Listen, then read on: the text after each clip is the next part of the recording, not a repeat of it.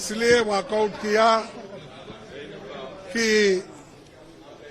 जो prime minister अपना राष्ट्रपति अभिभाषण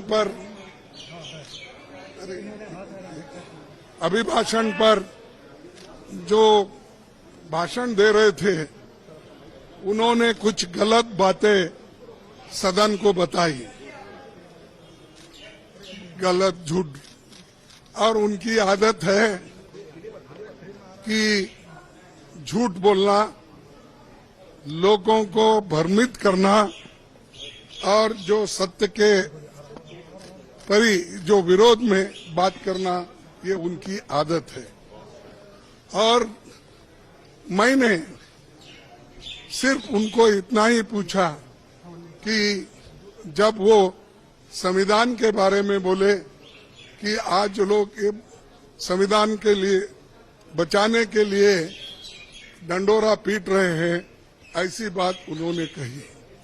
तो हमने ये कहा, देखो संविधान तो आप नहीं बनाए, संविधान के आप विरोधी थे, इसीलिए मैं वो क्लैरिफाई करना चाहता हूं कि कौन संविधान के फार थे, कौन संविधान के खिलाफ थे, किसने संविधान बनाया, किसने संविधान के खिलाफ बात किया, वो मैं उनके सामने रखना चाहता था।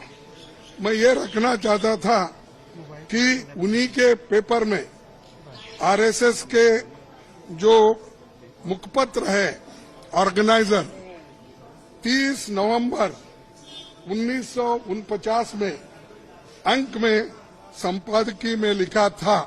ये ऑर्गेनाइजर तो ऑथेंटिक पेपर है उनका, ये उनका ऑफिशियल पेपर है। उसमें ये लिखा गया था, भारत के इस नए संविधान की सबसे बुरी बात यह है कि इसमें भारतीय कुछ भी नहीं है। प्राचीन भारत के अद्भुत संवैधानिक विकास के बारे में इसमें कोई जिक्र ही नहीं है। आज तक मनुस्मृति में दर्ज मनु के कानून दुनिया की प्रशंसा का कारण है। ये किसने कहा? ये ऑर्गेनाइजर ने, आरएसएस ने, जनसंघ के जो लोग थे उस वक्त उन्होंने कहा। और वे स्वयं स्फूर्ति, आज्ञाकारित और अनुरूपता पैदा करते हैं। हमारे संवैधानिक विशेषज्ञों ने ये बात निरर्थक है। उन्होंने ये कहा कि यहाँ तक जो कॉन्स्टिट्यूंट असेंबली के मेंबर से किए हैं ये गलत है। उन्होंने उस वक्त अपोज करके इस संविधान को उन्होंने नकार दिया था और आज उसकी रक्षा की खुद बात करते हैं और हमारे को बोलते हैं कि हम संविधान विरोधी है। अरे खुद विरोधी है, जन्मता ही विरोधी है, शुरू से विरोधी है।